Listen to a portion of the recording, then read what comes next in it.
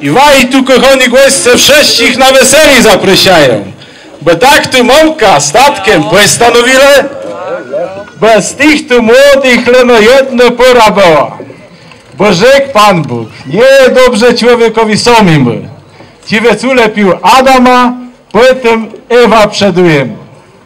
Proszę Państwa, bez ta naszą młodą porą w sercu nie gardzele, a na ich weseli wszyscy dobrze sobie. A ci za jakele, synac i kuzele, leno młody poniży, leno bierze tego, slewowani mydla, i ostatni głędzony. Leno bierze tego, slewowani mydla, i ostatni głędzony.